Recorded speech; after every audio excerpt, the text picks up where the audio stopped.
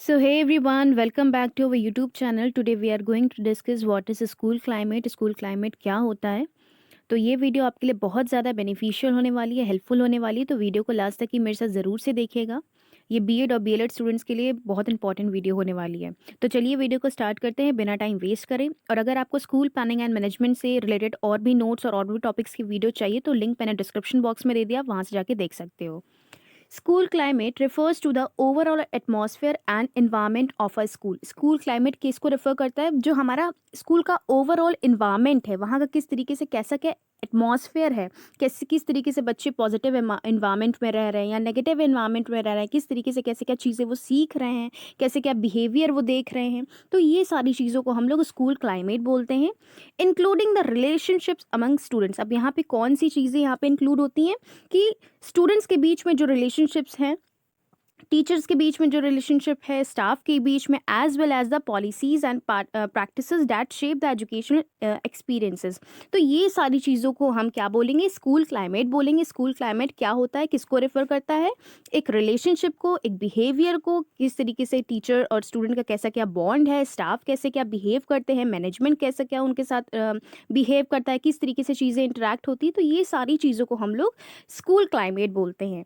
It plays a crucial role in student learning and wellbeing. और ये बहुत important है एक स्टूडेंट के ओवरऑल डेवलपमेंट के लिए, क्योंकि अगर अच्छा इन्वायरमेंट स्टूडेंट को नहीं मिलेगा तो उसकी पर्सनालिटी और डेवलपमेंट सही से नहीं हो पाएगा। तो ये बहुत ज़्यादा इंपॉर्टेंट है हर एक स्कूल के लिए। हर एक स्कूल की एक रिस्पॉन्सिबिलिटी है कि हमें अपना स्कूल का क्लाइमेट कैसा रखना है, अच्छा रखना है और पॉजिटिव रखना है, जिससे कि बच्चे के ऊपर एक अच्छा इम्पैक्ट बने और इसकी अच्छी एक पर्सनालिटी निकल के आए। तो आई होप ये आपको स्कूल क्लाइमेट की मीनिंग अच्छे से समझ में आ गई होगी।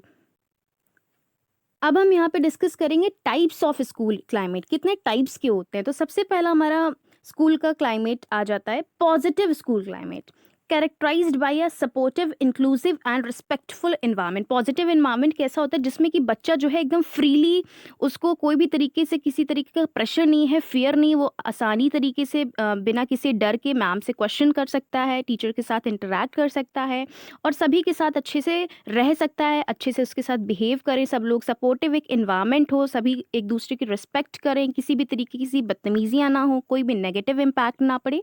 तो ये सारी चीज़ों को हम लोग एक पॉजिटिव स्कूल क्लाइमेट बोलेंगे। Promoting school emotional learning and fostering positive relationship. इससे क्या होता है कि बच्चा पॉजिटिव तरीके से सीखता है चीज़ें, तो उसकी जो पर्सनालिटी है वो बहुत अच्छे से निखर के आती है। तो ये बहुत इंपॉर्टेंट है कि हर एक स्कूल की एक रिस्पॉन्सिबिलिटी है कि अपना स्कूल क्लाइमेट कैसा रखें, पॉजिटिव रखें, जिससे कि बच्चे के ऊपर इम्पैक्ट अच्छा पड़े। नेक्स्ट हमारा स्कूल का क्लाइमेट आ जाता है negative school climate, marked by a hostile, exclusive और unsupportive environment, leading to increase stress, anxiety and decrease academic performance. बिल्कुल अपोजिट है ये पॉजिटिव स्कूल क्लाइमेट का।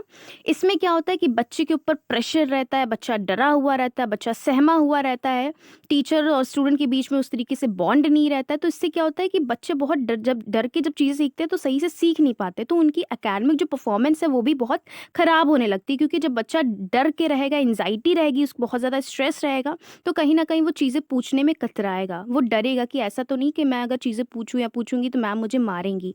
तो इससे क्या होता है, बच्चों की जो कन्फ्यूजन होती है वो क्लियर ही नहीं हो पाती, जिससे कि जो बच्चे का जो एकेडमिक परफॉर्मेंस है, जो मेंटल लेवल है, वो कहीं ना कहीं लो होता चला जाता है। तो ये बहुत ही कह सकते हैं एक नेगेटिव इम्पैक्ट डालता है। तो ये हमारा सेकेंड टाइप हो जाता है स्कूल क्लाइमेट का। नेक्स्ट हमारा टाइप आ जाता है academic school climate, focuses on academic achievement, rigor and excellence, emphasizing high expectation and academic success।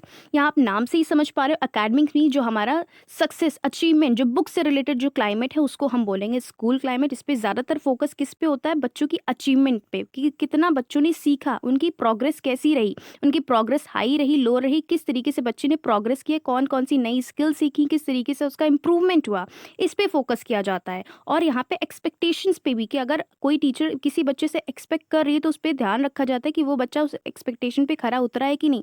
For example, अगर कोई भी टीचर एक बच्चे से एक्सपेक्ट करी कि उसके मैथ्स में अच्छे फुल मार्क्स आए, साइंस में अच्छे फुल मार्क्स आए, तो रिजल्ट के बाद में वो देखा जाए कि इस बच्चे से हम लोगों ने उम्मीद करी थी, देखते हैं कि इसने किया है कि नहीं। तो इस चीज़ को हम लोग एकेडमिक स्कूल क्लाइमेट बोलते हैं। आई होप ये आपको टाइप्स अच्छे से क्लियर हो गए होंगे।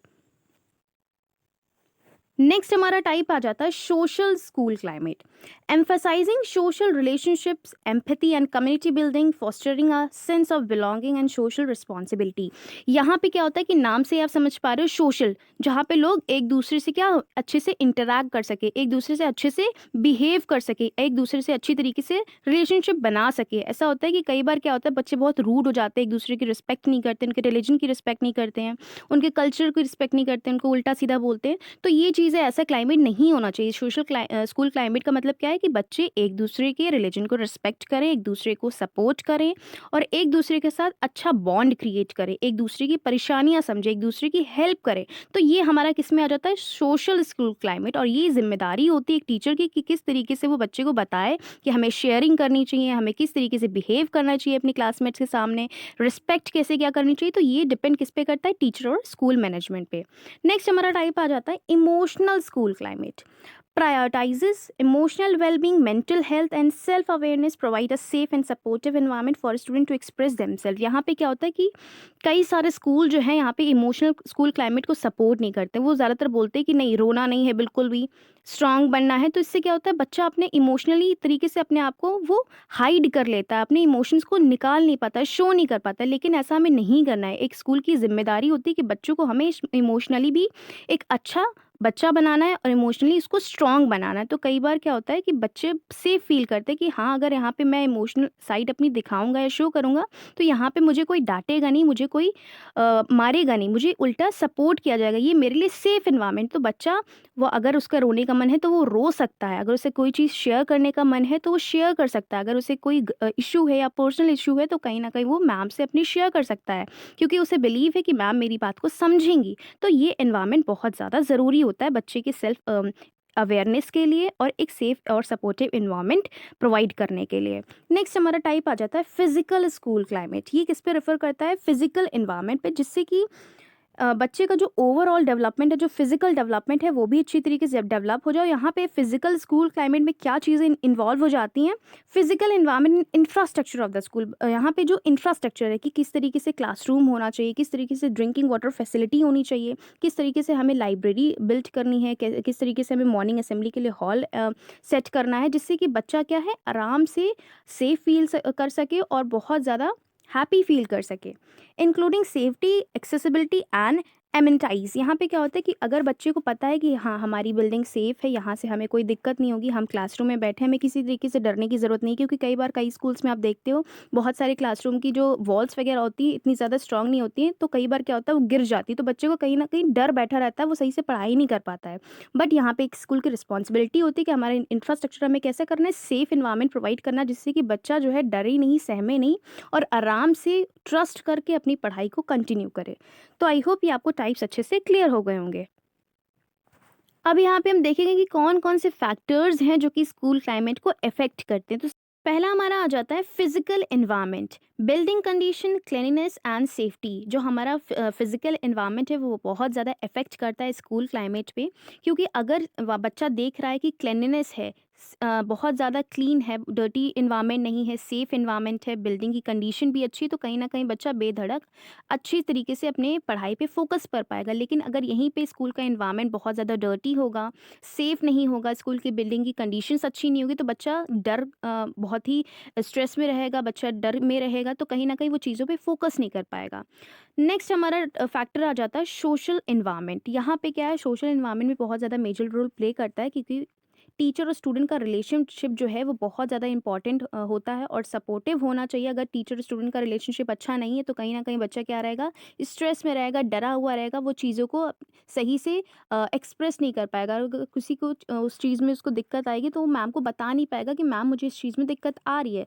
लेकिन अगर उसका मैम के साथ अच्छा बॉन्ड है, मैम उसके साथ अच्छे से इंटरेक्ट करी, उसका पीयर का इंटरेक्शन अच्छा है, बाकी के स्टाफ मेंबर्स का बिहेवियर अच्छा है, स्कूल मैनेजमेंट का बिहेवियर अच्छा है, तो कहीं ना कहीं बच्चा सेफ फील करेगा और बहुत ही हैप्पी फील करेगा, चीज़ों को बहुत ही लाइटली वे में लेगा, पॉजिटिव उसमें लेगा, तो चीज़ें उसके लिए क्लियर रहेंगी, उसे किसी भी तरीके की दिक्कत नहीं होगी और अपनी पढ़ाई को अच्छे से कर पाएगा। नेक्स्ट हमारा फैक्टर आ जाता है इमोशनल एनवायरनमेंट। यहाँ पे क्या है कि बच्चे को अगर सपोर्ट, रिस्पेक्ट, एम्पैथी मिल रही है तो कहीं न कहीं बच्चा जो है वो खुश रहेगा, सेफ फ़ील करेगा, अपने पढ़ाई को ज़्यादा फ़ोकस करेगा। नेक्स्ट हमारा आ जाता है एकेडमिक एनवायरनमेंट। एकेडमिक एनवायरनमेंट बहुत ज़्यादा इफ़ेक्ट करता है। अगर हमारी करिकुलम नहीं अच्छा है, अगर हमारे टीचर सपोर्टिव नहीं है, टीचिंग मेथड अगर अच्छे नहीं हैं और एकेडमिक एक्सपेक्टेशन अच्छी नहीं है, तो कहीं न कहीं ये सारी चीज़ें किस पे इफ़ेक्ट करेंगी? स्टूडेंट की परफॉर्मेंस पे, प्रोग्रेस पे इफ़ेक्ट करेंगे। तो ये बहुत ज़्यादा ज़रूरी है कि एकेडमिक एनवायरनमेंट भी बहुत अच्छा होना चाहिए, according to the need and interest student के होना चाहिए।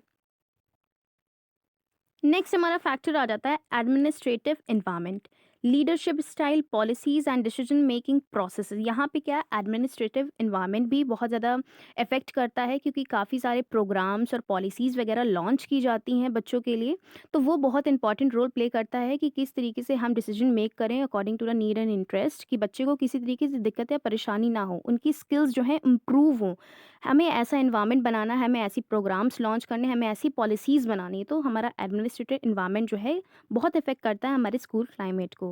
नेक्स्ट हमारा आ जाता है टीचर स्टूडेंट रिलेशनशिप। जैसा कि अभी आप ऊपर भी पढ़ पा रहे हो कि जो हमारा टीचर स्टूडेंट का जो रिलेशनशिप है वो भी बहुत ज़्यादा इफेक्ट करता है। किस तरीके से मैम फीडबैक दे रही है, किस तरीके से बच्चों को सपोर्ट कर रही हैं, किस तरीके से कैसे क्या इनका इंटरेक्शन हो रहा है, तो ये बहुत ज़्यादा इफेक्ट करता है।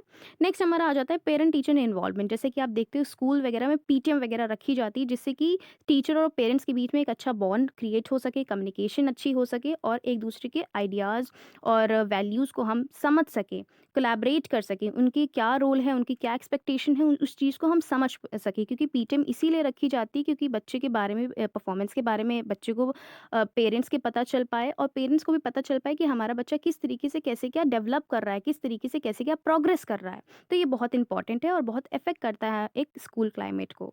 नेक्स्ट हमारा फैक्टर आ जाता है community involvement. Partnership, resources and support from local community is very important for school climate. अगर यहाँ पे कम्युनिटी इन्वॉल्वमेंट नहीं होगा, क्योंकि कई बार क्या होता है फंड्स वगैरह कम्युनिटी से आते हैं, तो ये बहुत ज़्यादा ज़रूरी है कि हमारा कम्युनिटी के जो मेंबर हैं वो भी इन्वॉल्व हो इसमें, कि वो भी देखे सुने चीज़ों को, किस तरीके से कैसे क्या रिसोर्सेज हमें प्रोवाइड करने हैं, किस तरीके से हमें कई सारी नई नई चीज़ें को लॉन्च करना है।